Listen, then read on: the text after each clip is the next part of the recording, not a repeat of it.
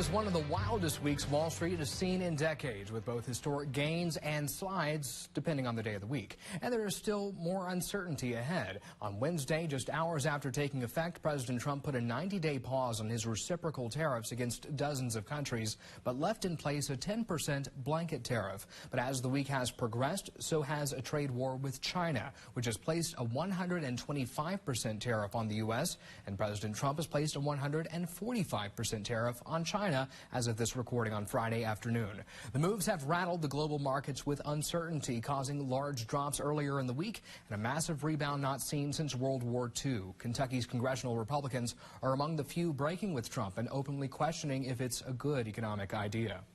The uncertainty makes everything harder. They're going to price that into the stock market. Every purchasing decision that's made has to price in uncertainty, and businesses have to assume the worst case. There's two arguments. One is the constitutional argument, but the second argument is an economic argument, and tariffs are just bad. International trade is mutually beneficial, and that's how we've gotten richer and richer and richer. 100,000 people escape poverty every day around the world because of international trade and capitalism. We need more of it, not less. Governor Andy Beshear joked this week that if he agrees with Senators Paul and Senator McConnell that tariffs are bad, they must be really bad. And Kentucky Congressman James Comer spoke out against broad tariffs this week, saying they should instead be targeted. So, Representative Lockett, I'll start with you here. How long can Republicans who are supporting what the president's doing saying just keep the faith?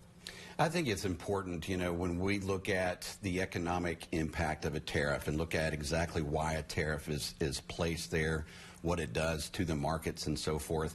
As a financial advisor, I see this on a daily basis. I see the markets up and down.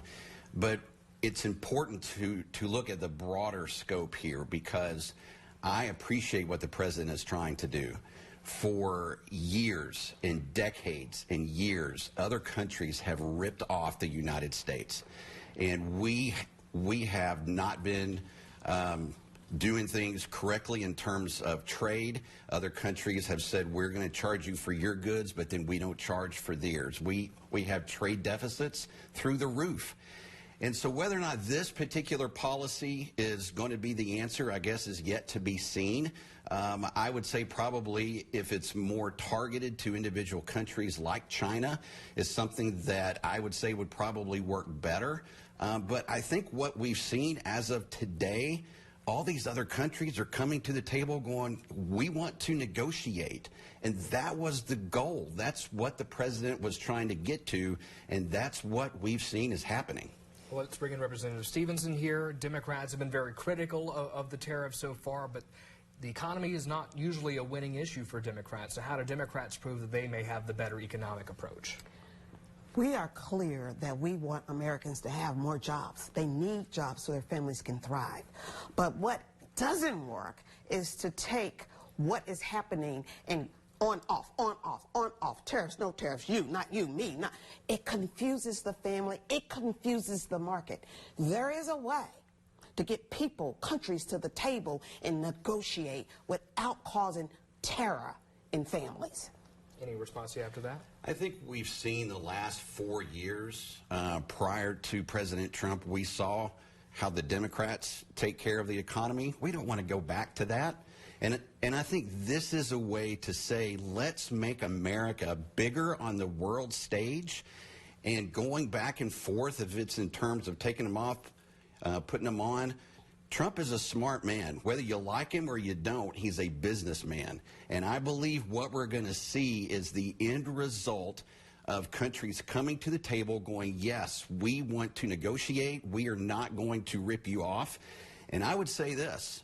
I think we are going to see China also come to the table, and I believe we will have a great trade deal worked out with China.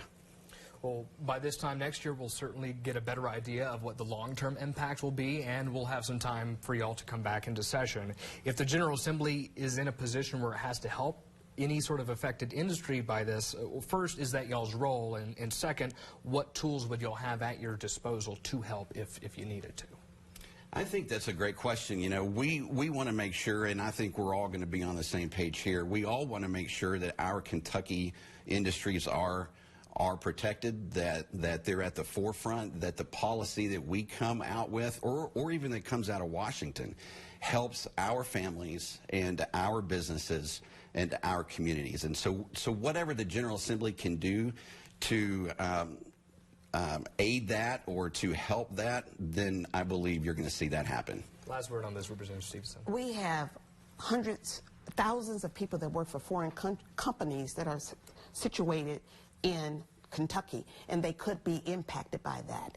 It is very, very hurtful to see bottles and bottles and bottles of bourbon taken off the shelves because we can't act like adults and come to the table and come up with an agreement.